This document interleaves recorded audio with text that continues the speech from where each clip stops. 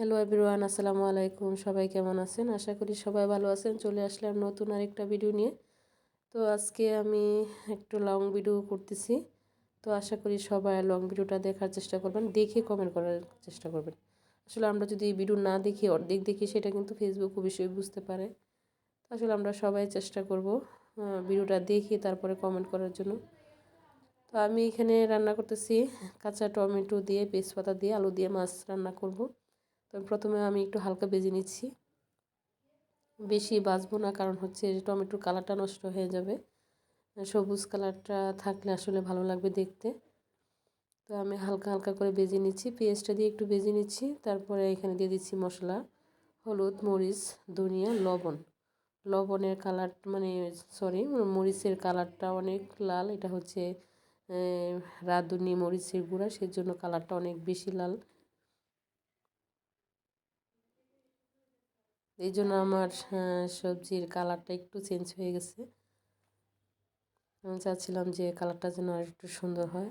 তো দিয়ে দিচ্ছি পেঁয়াজ পাতা।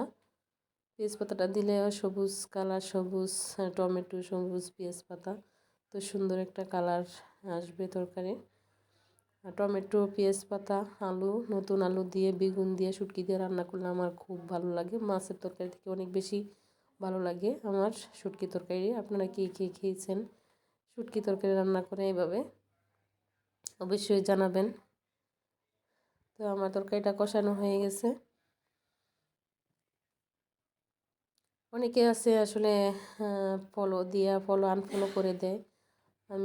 আমাকে যে ফলো দেয়, আমি চেষ্টা করি তাকে ফলো ব্যাক দেওয়ার জন্য। আসলে এটা কেউ করতে যাবেন না। এই মন মানসিকতা নিয়ে আসলে এখানে কাজ করলে কেউ কিছু করতে পারবে না। সবাই এখানে আমরা কাজ করতে আসছি একটা স্বপ্ন নিয়ে, একটা আশা নিয়ে। তো অনেকে আছে যে আমি ফলো দিছি, সেটা আবার আনফলো করে দেয়। এটা আসলে ঠিক না। তো এই ফাঁকে কথা বলতে বলতে আমার রান্নাটাও প্রায় হয়ে গেছে। আমি দিয়ে দিচ্ছি ধনেপাতা।